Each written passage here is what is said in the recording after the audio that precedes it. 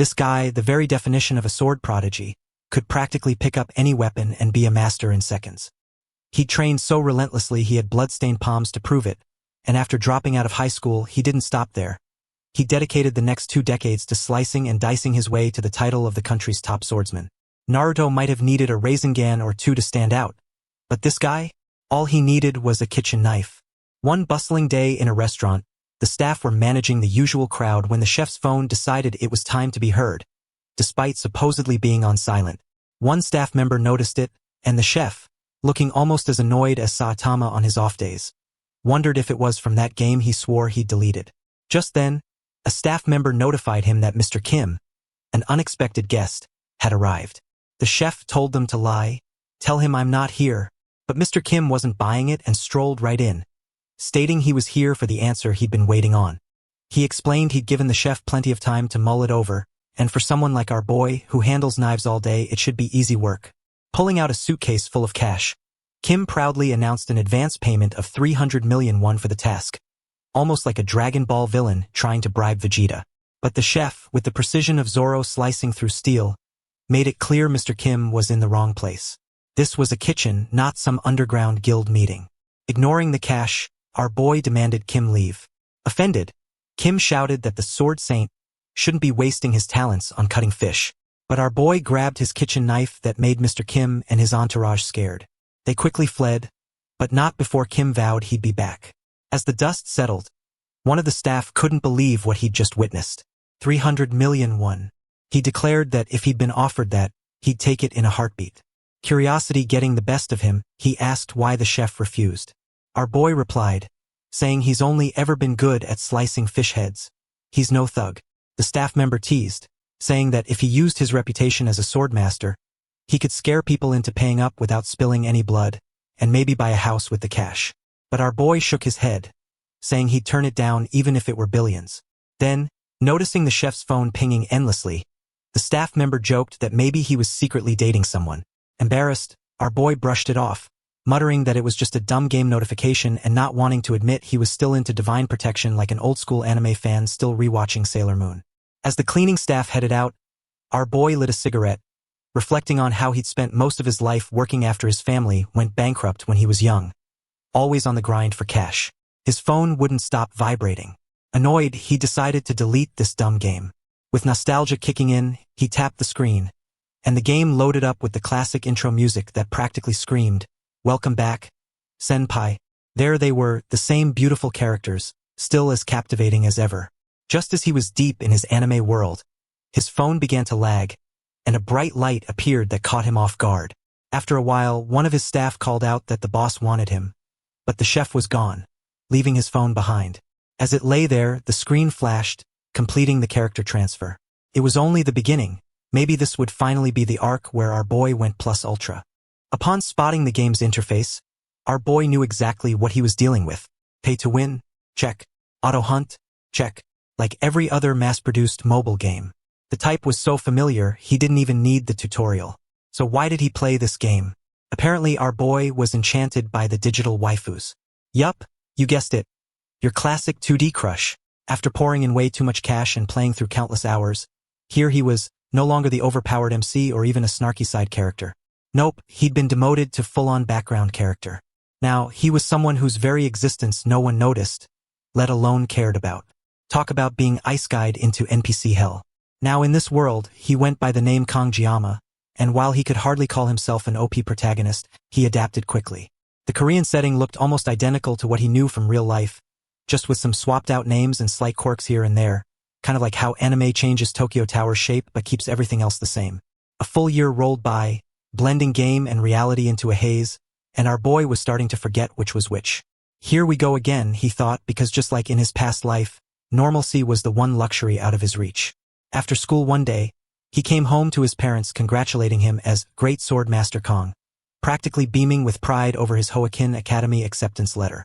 He started to sweat, trying to brush it off as no big deal, but they only doubled down, praising him like he'd just been named Hokage.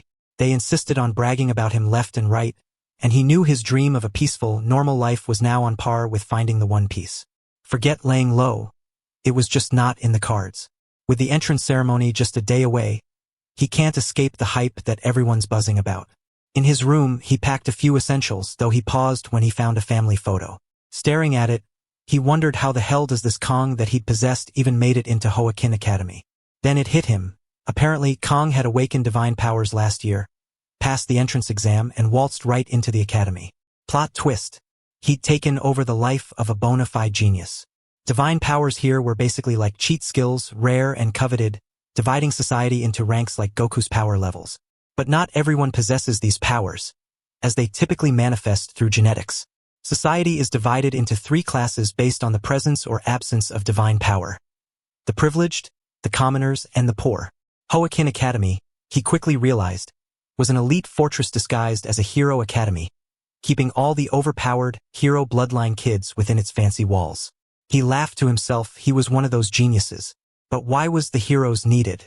Well, obviously because of the Demon King. Yup, the good old hero versus Demon King drama. Our boy once again realized that it's not his old world. And a hero training school is just like re-enlisting in the military, and, as expected, a status window popped up. There it was, a skill called painlessness with a cooldown of 12 hours. Great, he scoffed, because feeling sore after fights was my biggest concern. Then his eyes landed on his main divine power, the blessing of the sword god. Sure, the name was fancy, but the effect? Meh. It let him cut anything he slashed, but only if his weapon was exactly 30 centimeters long and 5 centimeters wide. He chuckled, realizing he was bound to a kitchen-sized blade. As the absurdity sinks in, our boy concludes once again that rarely does life go the way he wants. He checks his packing and realizes his equipment is forgotten. He knows even tens of millions is the cost for the lowest grade E-rank gear, while hundreds of millions is needed for average seating. Treasures in themselves, A and S-rank items are likely. He understands that the tuition alone is exorbitant, and he doesn't want to spend more on something forced upon him. However, he has to bring something since the academy requires equipment, or he'll make a bad impression on his first day. With that thought in mind, he decides to go to Daixo for a weapon.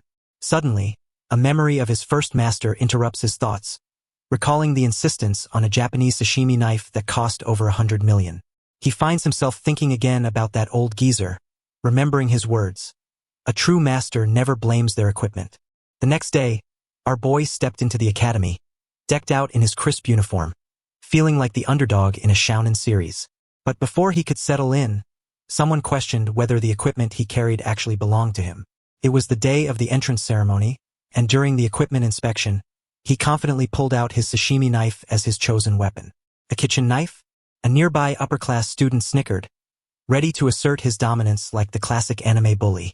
Do you really think this academy is a joke? The inspector demanded, clearly unimpressed. You think it's acceptable to use a kitchen knife for the class placement test? With a calm demeanor, our boy replied, "This is my weapon." This answer made the upper-class student speechless for a moment. He shouted, but our boy didn't hesitate to clarify that he was a special student from a modest family, and the tuition alone must have been a huge burden on his parents. The instructor paused, glancing at the color of his name tag, which revealed his lower-class status. It hit him that for a student not from the upper class, the academy's fees would indeed be a significant burden. A wave of realization washed over him as he thought about how wrong it would be for an institution that claimed to promote equal education to push away someone so sincere. Our boy seized the moment, adding, "Blaming equipment is something only amateurs do. A master never blames their tools."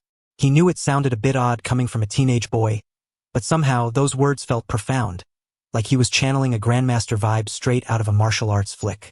The weight of his eloquence and unwavering spirit finally made the instructor realize that this boy was the real deal. With a nod of approval, he accepted Kong Jiama's weapon. Grateful, our boy thanked him. The student behind him recognized him as a special admission student. They whispered among themselves, wondering how someone like him ended up in such a prestigious academy. The instructor, catching their hushed chatter, quickly snapped at them to quiet down, reminding them that after their evaluation, depending on their actions, he could either be their angel or their devil. Hearing this, our boy felt a wave of PTSD, hit him like a shounen protagonist's traumatic backstory, and decided it was best to make his escape. He found a bench outside, taking a moment to breathe and reflect. Even though he had expected the scrutiny, experiencing it firsthand was still unsettling. Having completed the equipment inspection and survived the entrance ceremony, All that remained was the class placement exam. As he sat there, contemplating his situation, he realized he had really made it to Hoakin Academy, known as the Hero Training School, where he would be studying for the next 3 years. Looking around, he noted how different the academy was from what he had seen in the game's graphics. If he had to exaggerate, he'd say the academy was the size of a small town. Incredible. Attending a school meant for the upper class felt surreal, especially since he had to drop out of high school due to family circumstances in his previous life. Soon enough, the class placement test was announced, instructing students to gather at the training hall by 1 p.m. While the entrance ceremony was over, our boy understood that the class placement test was still incredibly important. As he contemplated his upcoming challenges, he picked up his sashimi knife, wanting to get familiarized with it. Remembering his master's advice, never put the knife down, not even for a single day, he felt a twinge of nostalgia. After 20 years of living by the knife, he wondered whether a 1-year break had dulled his skills. Curiosity piqued. He removed the cover from the knife and found it was far better than he had expected. He decided to test it out by cutting a leaf or two. Suddenly, a system notification pinged, announcing that the weapon had met the activation conditions, triggering the blessing of the sword god. However, because both his physical body and the weapon were too low level, the system initiated suppression to synchronize with him. Our boy's jaw dropped. He couldn't believe that simply drawing the knife had activated the blessing. As the synchronization completed, the system wished him the blessing of the god. But before he could process this, an overwhelming wave of pain coursed through his entire body. "I'm gonna die," he thought, panicking as he suddenly found himself in a strange, ethereal space. Confused, he shouted, "Where am I?" In a panic, he hurled the knife away, and instantly, the space around him returned to normal, bringing him back to reality. His body throbbed painfully, and while he grasped the concept of divine power activation, he couldn't shake the feeling that the chaotic world collapsing around him was tied to the sword god's blessing. The backlash was unbearable. Even though the divine power of painlessness offered some relief from mild soreness, it couldn't help with the agony he felt now. Our boy realized that using his skill like this was unsustainable if every activation came with such pain. Just then, the system sent out a reminder for all students to gather at the hall immediately. Knowing it was time for the test and unwilling to leave his divine weapon lying on the ground, he reluctantly decided to pick it up, assuming the pain was just a one-time activation thing. But as soon as his fingers grazed the blade, a fresh wave of agony shot through him once again. Meanwhile, in the training hall, all the students had gathered, while parents chatted about the exorbitant cost of admission. Suddenly, the atmosphere shifted as Lord Klinge entered, the 7-star hero and a direct descendant of Aaron Nibelung, as well as the disciple of the founding hero, Valor Joaquin. Known as the strongest human, Lord Klinge commanded attention, and the crowd quieted, returning to their seats. Media, the 7-star sage, greeted him, playfully commenting that it had been half a century since they last met. Despite the years, she hadn't started dressing like an academy director. She joked about turning 70 and how it didn't seem to affect her much, then offered to use her blessings to make Siegfried look 10 years younger. Siegfried, however, dismissed her offer, pointing out that while she approached 70, she still hadn't matured and insisted that humans should prioritize their inner nature. With a mocking grin, she called him an old fart, delighted to see he was just as rigid as ever. Siegfried, clearly irritated, did little to hide his annoyance. Media, on the other hand, noted how he had changed over the years, recalling how he'd brought her to places like this, remembering her previous disdain for people who had made her loathe even breathing the same air as them. Teasingly, she remarked that his granddaughter must be quite beautiful, and they both realized the test was about to begin. Inside the training hall, our boy scanned the room, acutely aware that he was the only one with black hair. Someone muttered whether he was the black-haired foreigner, and suddenly, the earlier whispers about him echoed in his mind. Just then, a striking girl entered the hall, capturing the attention of every student, including our boy. She was none other than Abel von Nibelung, the granddaughter of the Sword Emperor, the main heroine of the game and the sole reason our boy had spent a fortune on it. And here he was, hoping for a normal life. The subspace was a creation of the ancestral hero Valor Joaquin, who established this unique reality alongside the academy. This dimension was separate from the real world, where pain and damage were very real, yet there were no consequences in reality since there was no interference from the outside world. In subspace, even murder went unpunished, a perfect playground for the ambitious.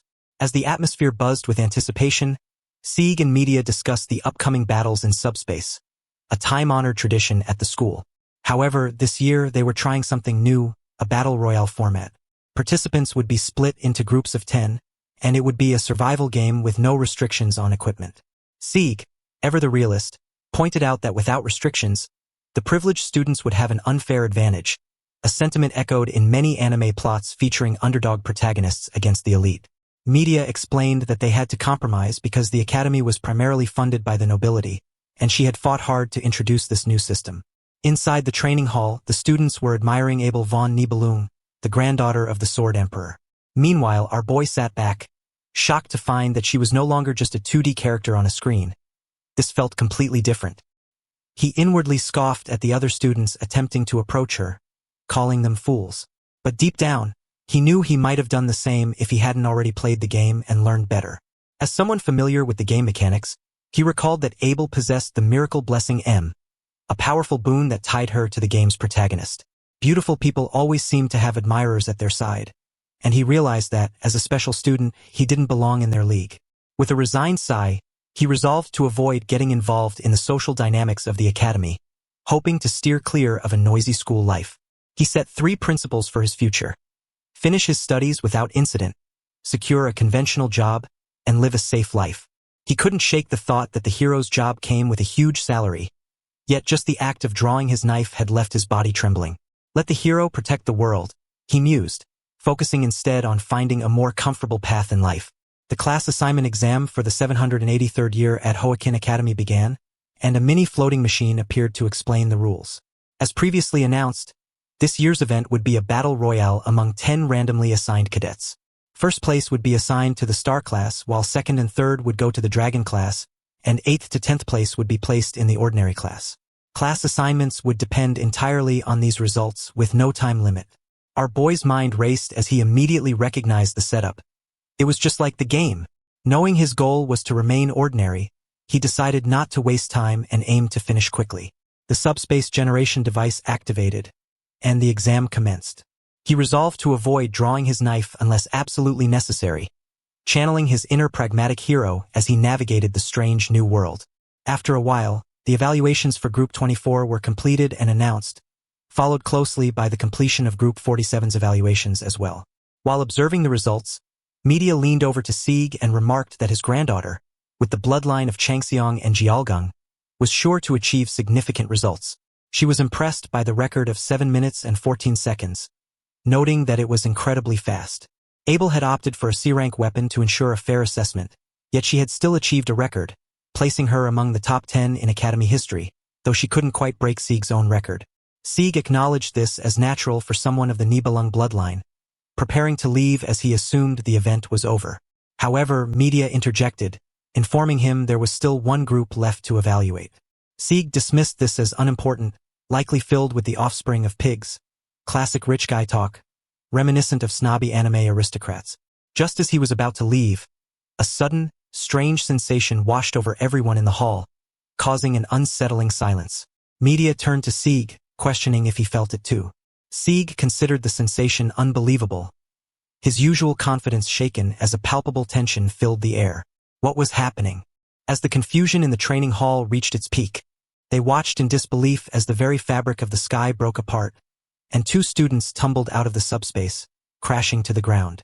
The audience was taken aback, whispering among themselves, wondering if they had stepped into a new anime where the laws of physics took a holiday. But then, as if on cue, another blinding light shone above, and a knife descended from the heavens, as if the universe had just said, "This is your protagonist's weapon. Get used to it."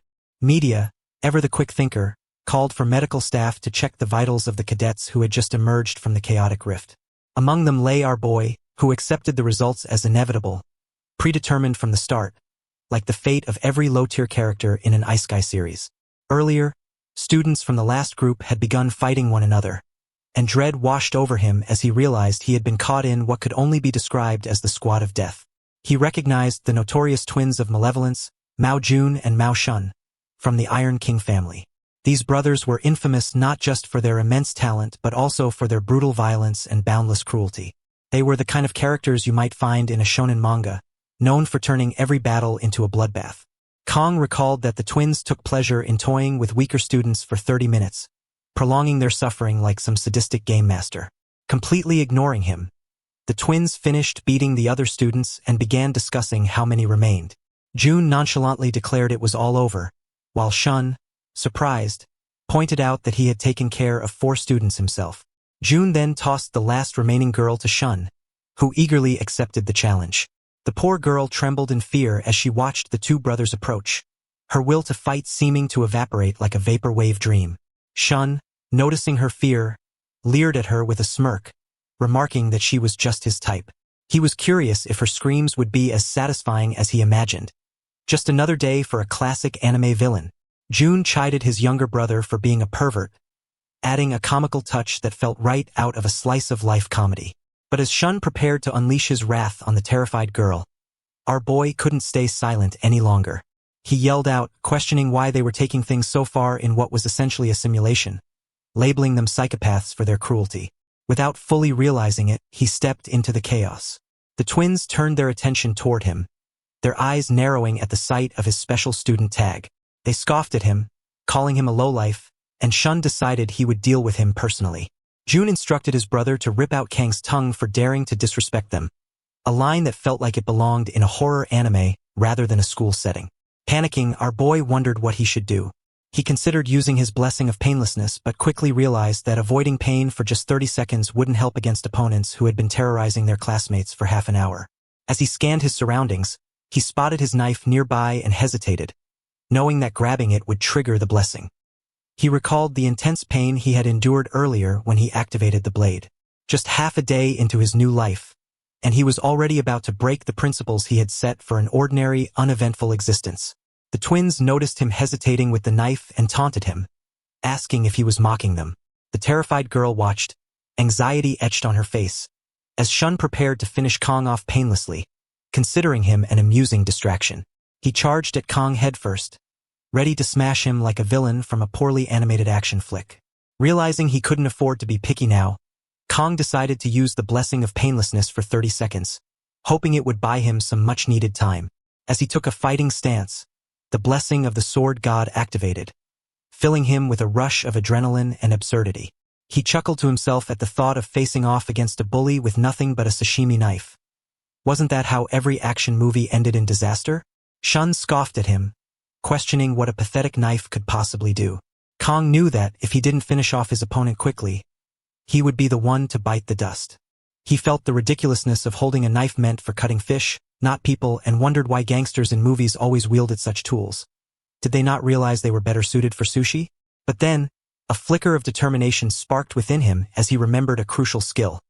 If he struck, it would definitely slash the enemy.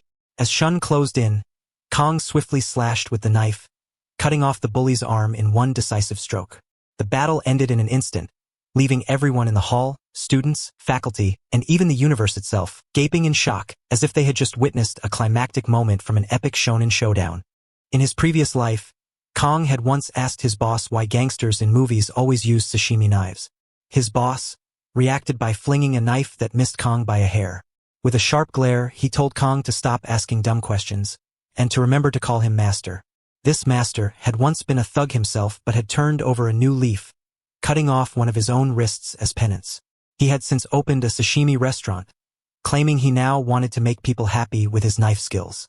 Kong, genuinely impressed by his master's knife skills, had remained curious about the knife's use in gangster culture. He asked if it was just a movie trope or if gangsters really used sashimi knives in real life.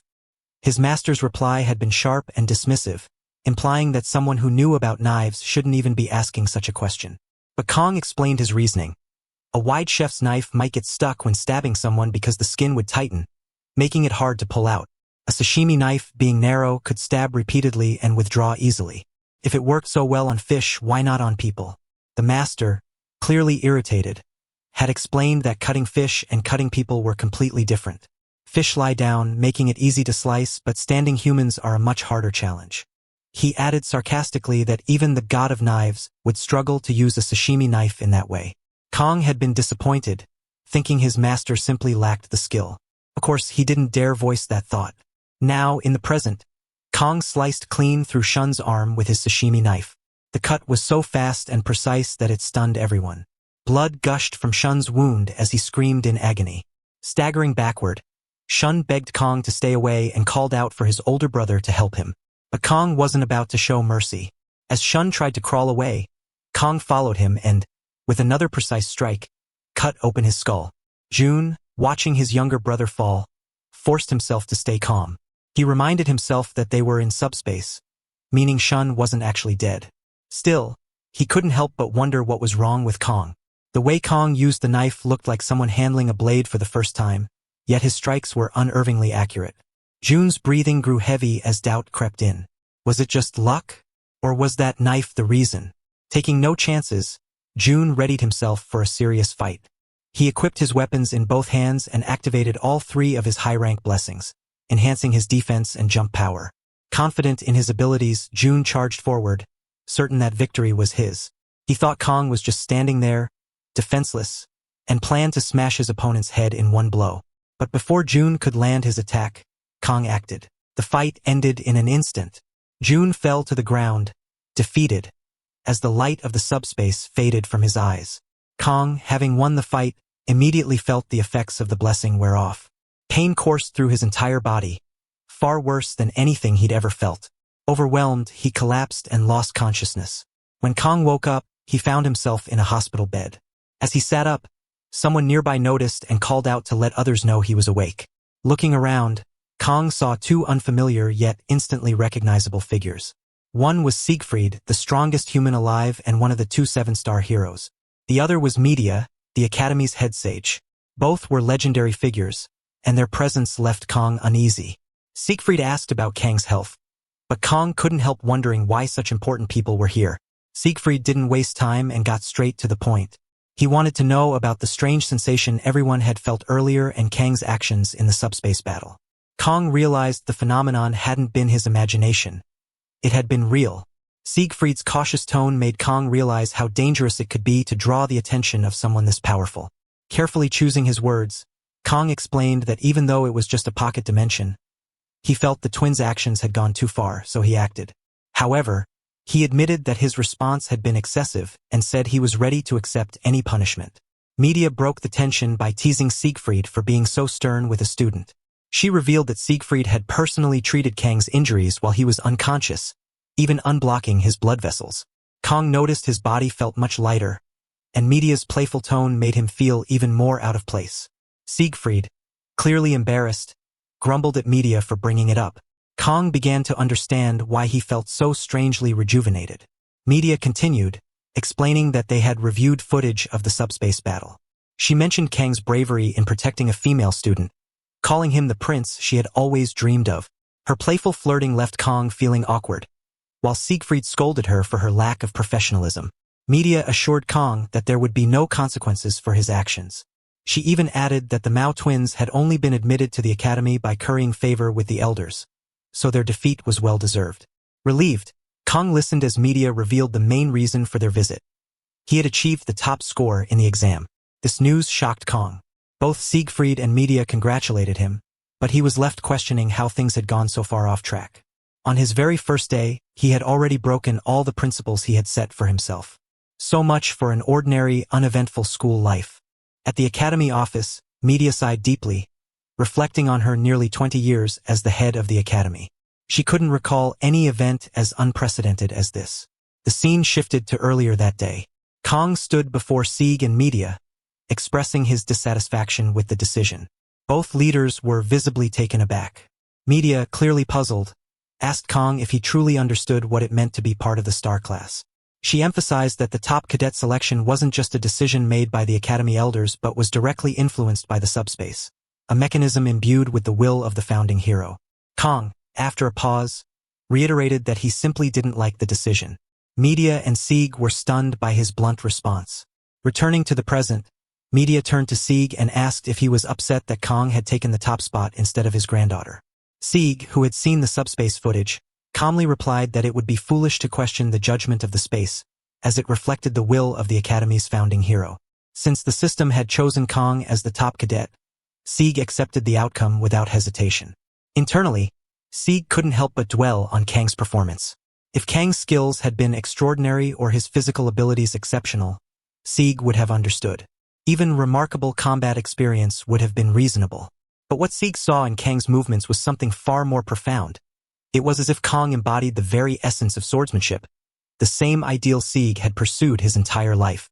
However, Sieg couldn't ignore the strange sensation he'd felt when treating Kang's blocked meridians. Kang's soft, untrained body seemed to house something unnatural, something far beyond a typical cadet's capacity. For a moment, Sieg reflected on the odd competitiveness he felt toward a boy the same age as his granddaughter. It was absurd yet undeniable. Later, Kang stood in front of the class board, confirming his placement in the Wolf class. He felt this was the best compromise he could achieve under the circumstances. The scene transitioned to the headmaster's office, where Medea informed Kang that he would be moved to the upper class. However, Kang requested to be placed in Tiger class instead. Frustrated, Medea argued that the top cadet couldn't possibly be sent to such a class. Kang countered, questioning why the academy, which prided itself on equality, wouldn't let him choose his class. Medea, caught between frustration and concern, tried to reason with him, even offering to keep his abilities a secret. She worried that placing Kang in Tiger class could provoke the elders even further. Kang was confused by Medea's reaction. He had hoped to quietly finish his studies in a lower class, avoiding the chaos of the upper ranks. For now, this outcome still aligned with his plans, albeit imperfectly. When Kang entered the Wolf class classroom, he was taken aback by its simplicity and the indifferent attitude of the students. They barely glanced at him before returning to their conversations, ignoring the green name tag on his uniform. Kang realized that Medea had succeeded in keeping his identity as the top cadet hidden. He considered this a stroke of luck. It meant he could stay under the radar. As Kang settled into his seat, a red-haired girl approached him. She thanked him for saving her during the exam, leaving him momentarily speechless. She reminded him of the subspace incident, speaking in a formal tone that Kang found unusual for someone their age. Kang downplayed the event, saying anyone would have done the same. However, the girl disagreed, insisting that what he did wasn't ordinary. Internally, Kang thought she was mistaken. He had acted out of survival, not heroism. Realizing they hadn't exchanged names, Kang introduced himself first. The girl followed, revealing her name was Chloe. Kang politely responded, though he couldn't shake the feeling that something about her didn't add up. He racked his brain trying to place her. Having played through most of the game's story, he couldn't recall Chloe being a part of it. Since the game's main plot revolved around the battle against the demon tribe later on, he concluded that Chloe might just be a background character like himself. Kang asked Chloe to keep the events of the exam a secret, and she agreed. As she was about to say more, the teacher entered the room, instructing everyone to take their seats. Kang told Chloe they could continue their conversation later, and she nodded. The teacher, Lee Wanbin, introduced himself as the instructor for Wolf class. He congratulated the students on their admission to the academy and reminded them that they carried the legacy of the founding hero Valor Joaquin. He encouraged them to take pride in their accomplishments. For their first day, Lee announced they would start with basic physical training. He instructed the students to change into their training clothes and meet at the training ground in 30 minutes. When a student asked for details, Lee explained that the regimen would include 100 push-ups, 100 sit-ups, 100 squats, and 10 laps around the training ground. After confirming there were no further questions, Lee dismissed the class. The students enthusiastically responded and left to prepare.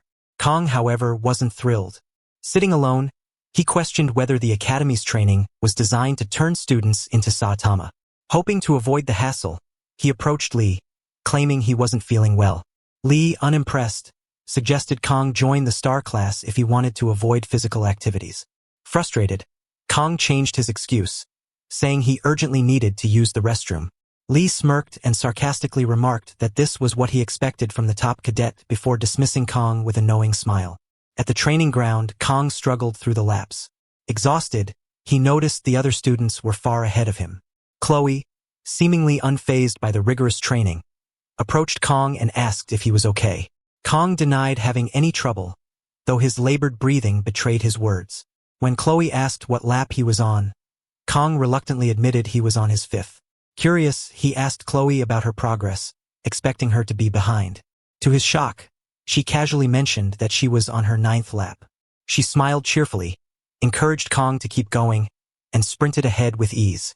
Kang could only watch in disbelief as she effortlessly passed him, leaving him to question how someone so unassuming could be so far ahead. To be continued. If you want to watch the next part, then like and subscribe and let me know in the comment of what recap you want to watch next.